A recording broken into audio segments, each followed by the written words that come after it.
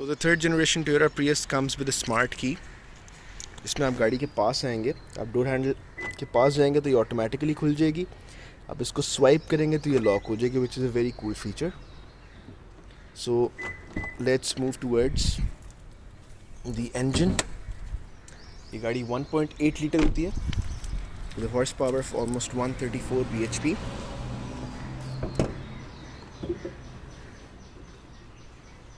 ये देखें,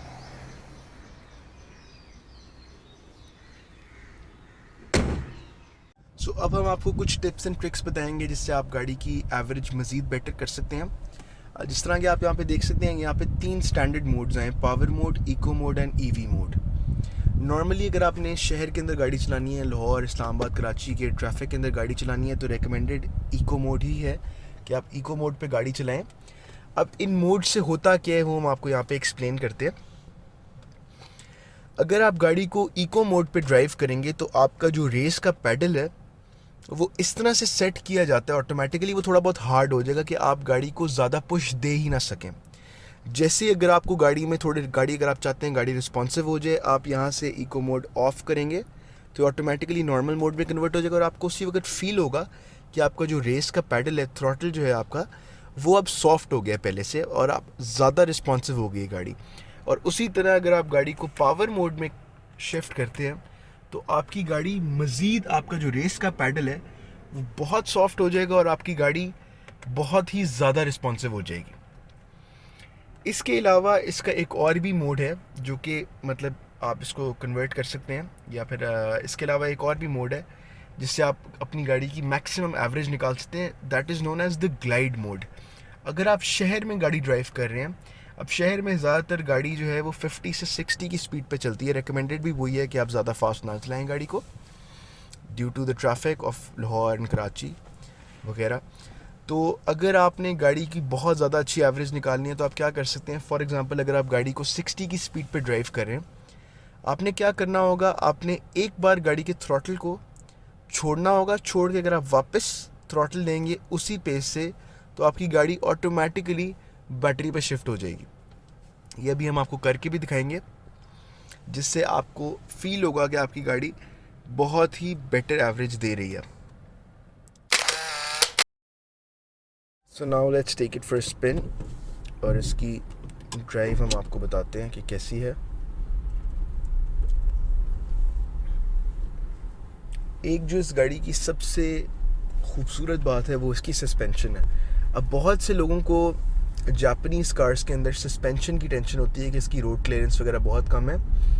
हाँ जी, ये बिल्कुल है। अगर आप एल पैकेज या एस पैकेज की गाड़ी देखें जिसमें 15 इंच के रिम आते हैं तो उसकी रोड क्लियरेंस बहुत ही कम कभी कभी फील होती है। अगर ज़्यादा बहुत बड़े बम्प्स हैं तो उसमें गाड़ी लगने का ख़तरा होता है, बट अगर आप उसको ख़त्म करना चाहते हैं तो आप इस गाड़ी में सिंपल इसका हल है कि आप 16 इंचज़ के एलॉयज़ या फिर 17 इंचज़ के एलॉयज़ अपनी गाड़ी में डलवा लें तो आपकी रोड क्लियरेंस का इशू भी ख़त्म हो जाएगा। टॉकिंग अबाउट द सस्पेंशन इस गाड़ी की बहुत ही मज़ेदार है और ये बहुत ही रफ़ एंड टफ़ गाड़ी है। बहुत से लोग समझते हैं कि एक सेंसिटिव गाड़ी है, इसके अंदर सेंसर्स बहुत ज़्यादा हैं।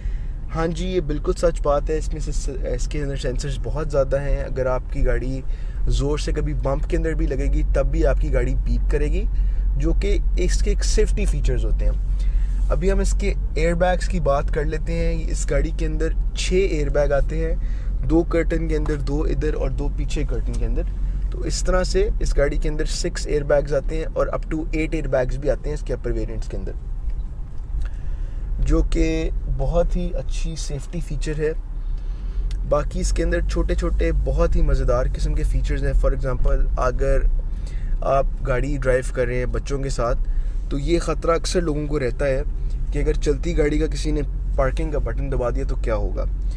तो ये आप बेशक ट्राई भी करके देख सकते हैं। अगर चलती गाड़ी का कोई पार्किंग का बटन दबा देगा तो आपकी गाड़ी को कुछ भी नहीं होगा, ना इसकी ट्रांसमिशन को होगा, गाड़ी का पार्किंग का बटन चलेगा ही नहीं। उसी तरह अगर चलती गाड़ी को अगर आप इसका इंजन ऑफ भी करने की कोशिश करेंगे तो कुछ भी नहीं होगा। ये इसका सेफ्टी फीचर, यहाँ से मैं इसको ऑफ़ कर रहा हूँ बट ये ऑफ़ नहीं होता। सो इसी तरह के इसके अंदर बहुत से सेफ्टी फीचर्स हैं जो कि बहुत ही डिटेल्स शो करते हैं कि जापानीज़ अपनी गाड़ियों के अंदर कितनी डिटेल पुट इन करते हैं, जो हमारी लोकल गाड़ियाँ टोटली लैक करती हैं। वो बेसिक सी गाड़ियाँ होती हैं और वो बहुत ही ज़्यादा एक्सपेंसिव होती हैं। We'll do a comparison as well, एक हम वीडियो करेंगे जिसमें हम सिविक के साथ इसको कंपैरिजन में भी लेके आएंगे, वहाँ पे आप देख सकेंगे। तो let's talk about the fuel average. अगर अभी आप देखें तो ये गाड़ी टोटली बैटरीज पे चल रही है, इसकी जो हाइब्रिड बैटरी है उस पे ये चल रही है गाड़ी, क्योंकि मैं इसको लाइट फुट पे चला रहा हूँ। अब बहुत से लोगों को ये भी लगता है कि ये गाड़ी एक सर्टेन स्पीड से नीचे चलाओ तो ही बैटरी पे चलती है। ऐसा नहीं है। जितनी भी हाइब्रिड गाड़ियाँ होती हैं वो आपके आरपीएम से कनेक्टेड होती हैं उनकी बैटरीज। अगर आप इसको एकदम थ्रॉटल को पुश देंगे, फॉर एग्जांपल ये मैंने पुश दिया, तो ऑटोमेटिकली गाड़ी को रिस्पॉन्सिव होने के लिए गाड़ी गैसोलीन इंजन में कन्वर्ट हो जाएगी। बट अगर अभी आप देखें, मैंने रेस से पैडल जैसे ही उठाया है, ऑटोमेटिकली गाड़ी आपकी बैटरी पे कन्वर्ट होगी और आप यहाँ पे ईवी का निशान भी देख सकते हैं। तो ये सारा आपकी आरपीएम पे डिपेंड करता है कि आप गाड़ी कैसे चलाते हो, और आप उसी तरह की गाड़ी आपको एवरेज देगी। अभी हम आपको इसकी ट्रिप की एवरेज भी दिखाएंगे कि एक जगह से दूसरी जगह पे जाते हुए इस गाड़ी ने हमें कितनी एवरेज दी है।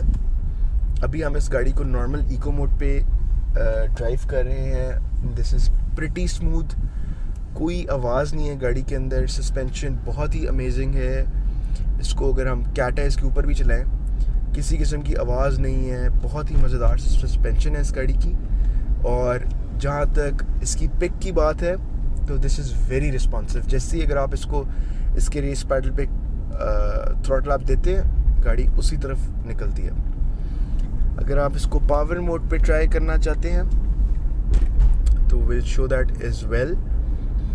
बट ओवरऑल ये गाड़ी बहुत ही अमेजिंग इस गाड़ी की ड्राइव है। इस गाड़ी का कंफर्ट लेवल अगर देखें तो वो बहुत ही मज़ेदार है। किसी भी लोकल गाड़ी की कंपैरिजन में आप इस गाड़ी का कंफर्ट लेवल लेके ही नहीं आ सकते। इतनी मज़े की इसकी ड्राइव, और इसकी जो सीट है वो बहुत ही कंफर्टेबल है। अगर आप लॉन्ग ड्राइव्स पे जाएं तो आप बिल्कुल भी थकन फील नहीं होगी। So let's try it on this the power mode. ये देखिए यहाँ पे गाड़ी बहुत ही रिस्पॉन्सिव हो गई है।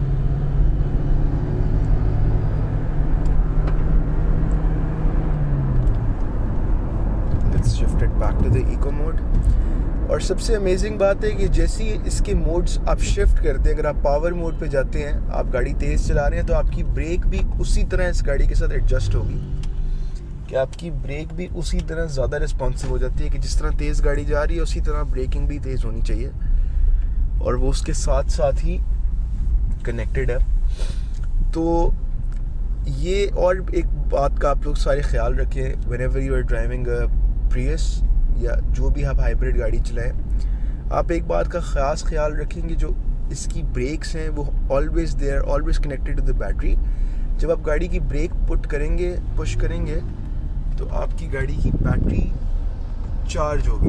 अगर यहाँ पे मैं ब्रेक दबा रहा हूँ तो गाड़ी की मेरी बैटरी चार्ज हो रही है। इसीलिए बहुत से लोगों की गाड़ी की अगर ABS ख़राब हो तो अल्टीमेटली फिर उनकी बैटरी भी ख़राब हो जाती है, क्योंकि आपकी अगर ब्रेक ही ख़राब होगी आपकी गाड़ी की बैटरीज प्रॉपर तरीके से चार्ज नहीं हो पाएंगी, तो इसलिए वो गाड़ी की अल्टीमेटली बैटरी फिर ख़राब हो जाती है। टॉकिंग अबाउट द सेल्स, ये गाड़ी की अगर आपने बैटरी चेक करनी है, अगर आपकी गाड़ी की battery 60-70% of the times half के पास ही रहती है, दैट मीन्स आपकी गाड़ी की बैटरीज बहुत ही अच्छा परफॉर्म कर रही हैं। बट अगर आपकी गाड़ी की बैटरीज फुल हो जाती हैं या फुली डिस्चार्ज हो जाती हैं, इट मीन्स कि उसके अंदर कोई ना कोई फॉल्ट है। Get it checked. अब हम आते हैं इसके बी मोड की तरफ। बहुत से लोगों को इसके बी मोड का नहीं समझ आता कि ये क्यों है। B stands for brake assist. जब भी अगर आप हिली एरियाज़ पे ड्राइव कर रहे हैं, अगर आपने डाउनहिल जाना है तो आप इस गाड़ी को ब्रेक असिस्ट मोड पे शिफ्ट करें, आपकी गाड़ी को ब्रेक दबाने की ज़रूरत भी फील नहीं होगी। आपकी गाड़ी ऑटोमेटिकली उसका ड्रैग इतना बढ़ जाएगा कि वो गाड़ी को रोकना शुरू कर देगी बहुत ही ज़्यादा।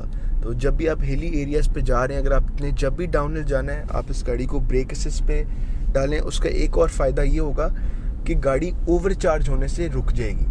जिस तरह कि मैंने आपको पहले बताया, अगर आप गाड़ी को की ब्रेक दबाते रहेंगे तो गाड़ी की बैटरीज चार्ज होती हैं, तो अगर आप डाउनहिल जा रहे हैं तो ज़्यादातर अगर आप इसको ड्राइव मोड पे चलाएंगे तो आपको ब्रेक ज़्यादा दबानी पड़ेगी और आपकी बैटरीज ओवर चार्ज होने का ख़तरा होता है।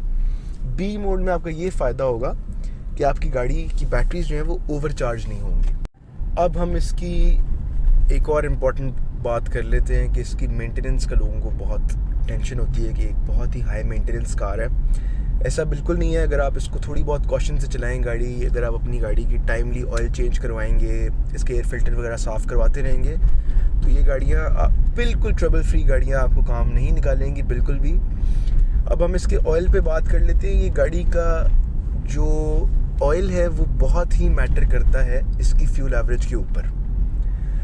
अब इसकी जो रिकमेंडेड ऑयल है जो टोयोटा कहती है हमें, वो है 0W20, बट ऑब्वियसली वो यहाँ पे नहीं चल सकता क्योंकि यहाँ पे टेम्परेचर्स जो हैं वो अप टू 45 भी चले जाते हैं गर्मियों के अंदर। तो 0W20 I would not recommend, but 10W30 is the recommended oil for this car.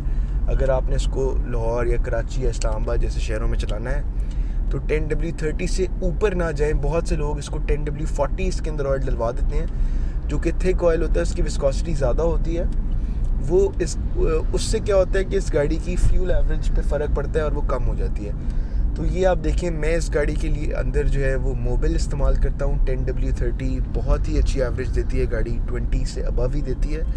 अगर अभी आप इसकी एवरेज देखें तो अभी की आप एवरेज को निगलेक्ट कर दें, इग्नोर कर दें। वो 17 की है, वो इसलिए है क्योंकि अभी मेरी गाड़ी बहुत देर से स्टार्ट खड़ी हुई है और वो गाड़ी नहीं चल रही, तो ये गाड़ी अभी कम एवरेज शो कर रही है। वैसे ये गाड़ी ऑलमोस्ट 20 की एवरेज बहुत ही आराम से दे जाती है। तो ऑयल का आप ख्याल रखें, 10W30 ही डलवाएँ। बहुत महंगा ऑयल भी नहीं है। अगर आप मोबिल का ऑयल देखेंगे तो वो ऑलमोस्ट 4,500 रुपये का पड़ता है, जो कि 5,000 किलोमीटर बहुत ही आराम से चल जाता है। तो मोर और लेस 1 रुपये पर किलोमीटर ही आपको इसका ऑयल कॉस्ट करेगा, विच इज़ प्रिटी गुड। तो आप इसके ऑयल का ज़रा ध्यान रखें। बाकी मेंटेनेंस फ्री गाड़ी है और अगर आपका बजट ऑलमोस्ट 3 मिलियन तक का है तो this is the car for you. Do subscribe our channel if you have any queries. अगर आपको लगता है कि मैंने कुछ मिस किया है प्रीवियस के रिव्यू में, do let us know in the comment section and we'll get back to you inshallah. Allah Hafiz.